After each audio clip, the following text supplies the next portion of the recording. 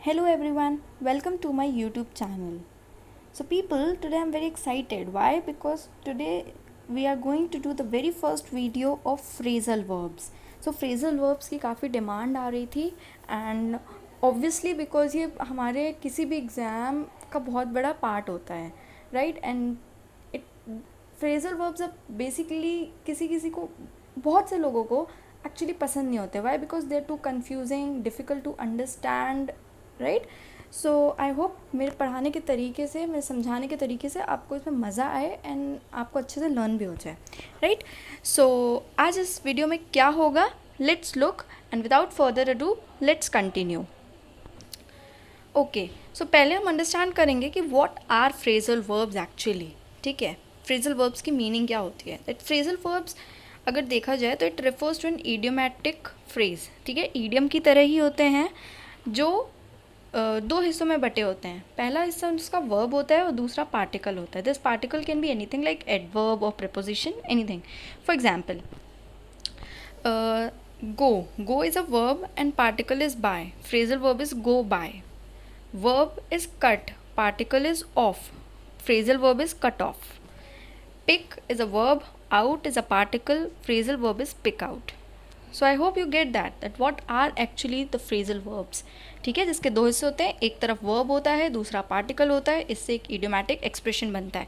इसको अलग अलग कर दो, अगर गो को अलग कर दो, बाय को अलग कर दो, इनकी मीनिंग को जोड़ दो, तो वो मीनिंग फ्रेजल वर्ब की मीनिंग नहीं होती है. ठीक है, so don't take it wrong कि अगर गो बाय आया है तो गो का अलग मीनिंग निकाल लिया, बाय का अलग मीनिंग निकाल लिया, दोनों को जोड़ दिया और फ्रेजल वर्ब की मीनिंग हो गई. नो.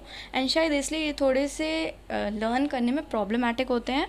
बाकी they I guess you people will enjoy.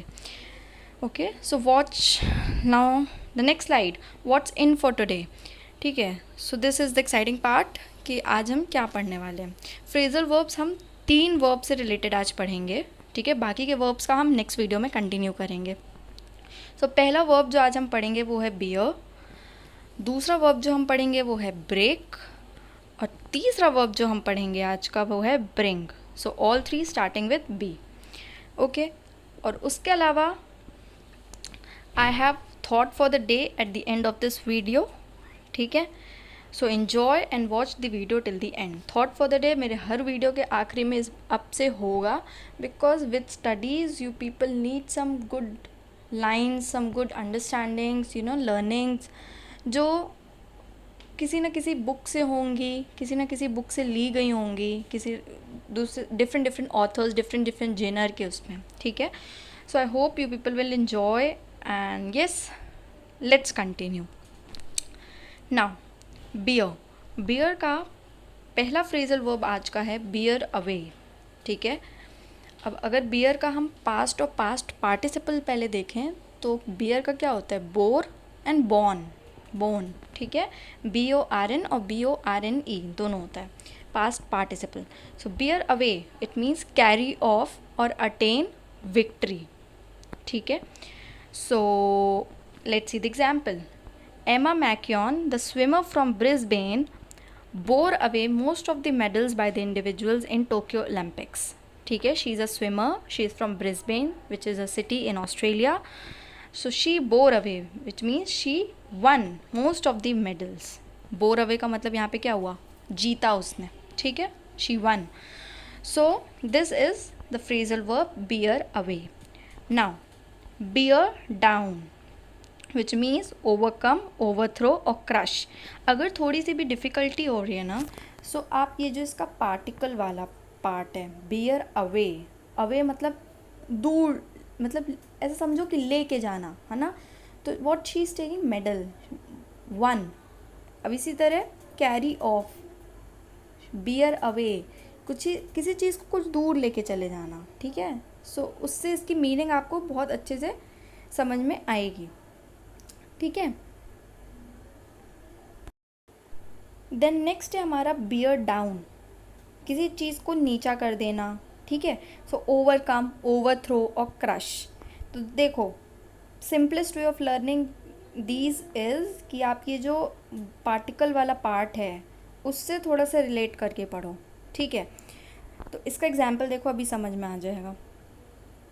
Beer down का, she has been able to bear down most of his, sorry most of her होगा यहाँ पे गलती से हिज हो गया है, competitors. Okay, so bear down मतलब ओवरकम करना, ओवरथ्रो करना.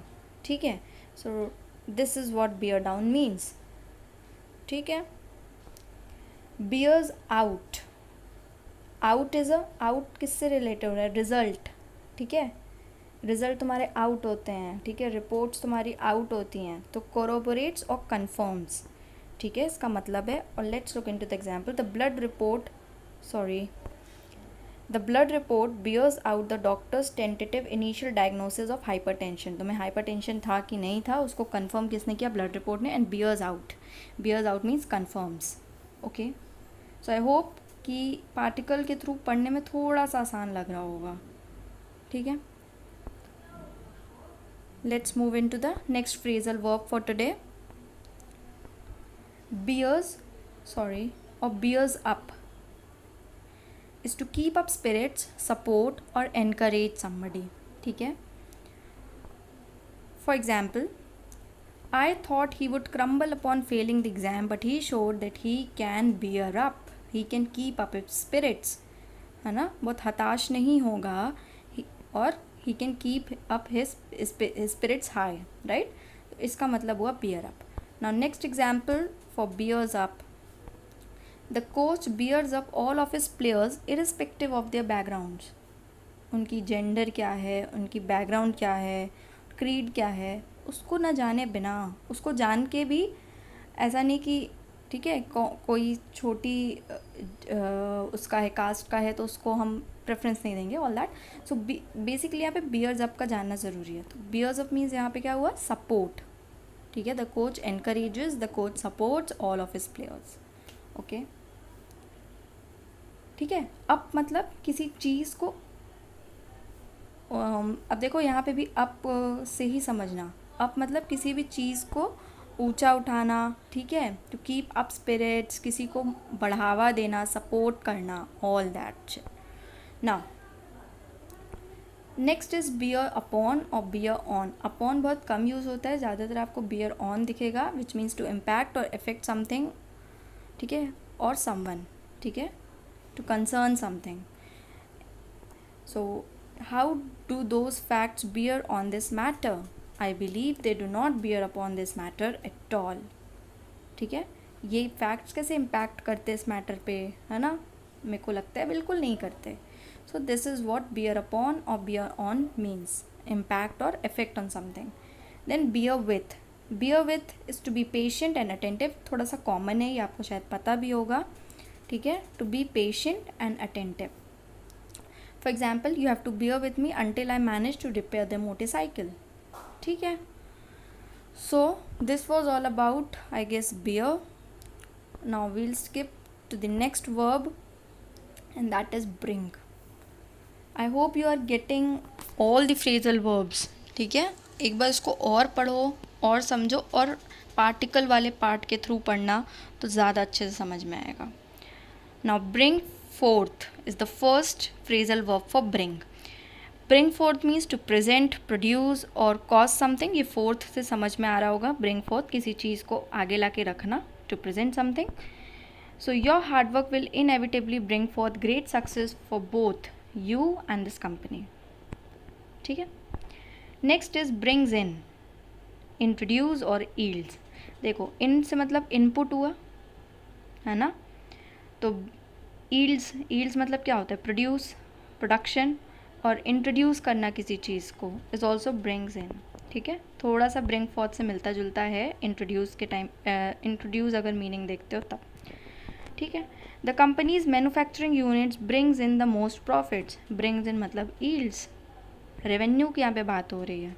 ठीक है, ऐसे ही कंपनी में अगर किसी को बोला गया है कि she was asked to bring in an innovative idea for the project, means introduce a new idea, creative idea for the project. ठीक है, इस तरीके से भी हो सकता है. Now brings out. Brings out मतलब शोज़.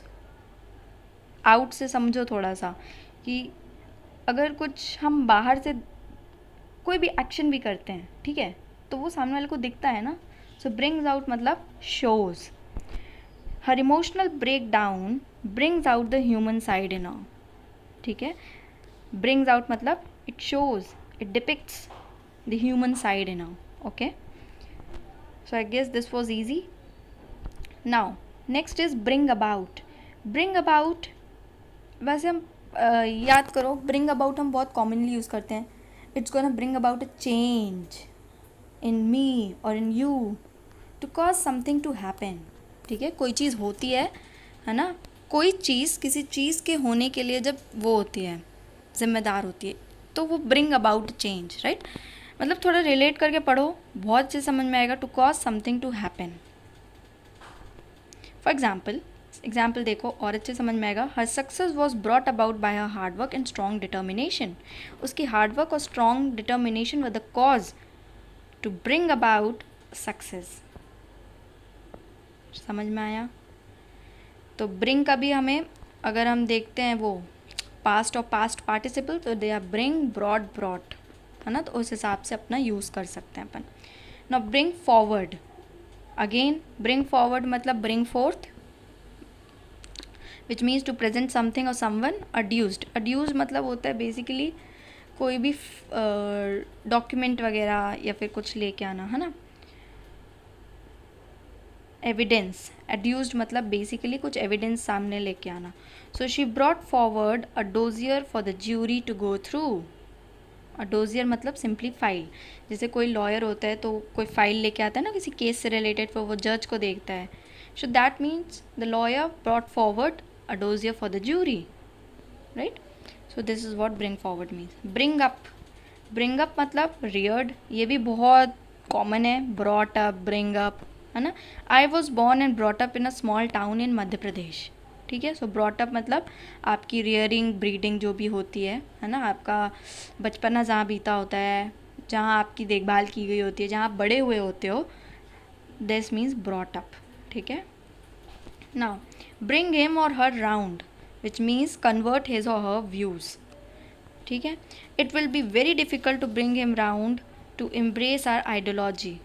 ठीक है, सो किसी की व्यूज़, किसी के आइडियाज़, किसी के ओपिनियंस को कन्वर्ट करना is which means bring him और हर अराउंड. ठीक है, so this was all about bring. Now will be studying the phrasal verbs for break. Now पहला है break down, which means failed, to malfunction और break all together.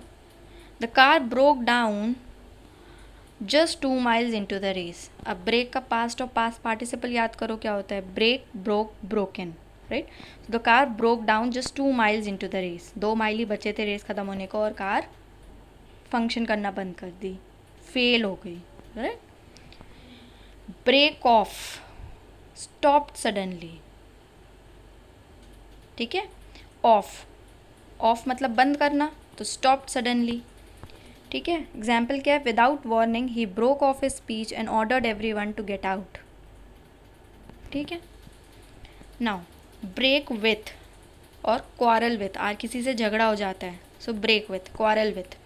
We are good friends despite the fact that we break with each other every now and then. हमारी बड़े लड़ाइयाँ होती हैं लेकिन we are good friends. So break with is having some fight with someone, quarrel. Break into, entered by force. The police team broke into the gang secret hideout. ठीक है, by force कहीं पे घुसना. ठीक है, किसी घर में घुसना, कहीं पे भी. break into. ठीक है, so these were regarding break.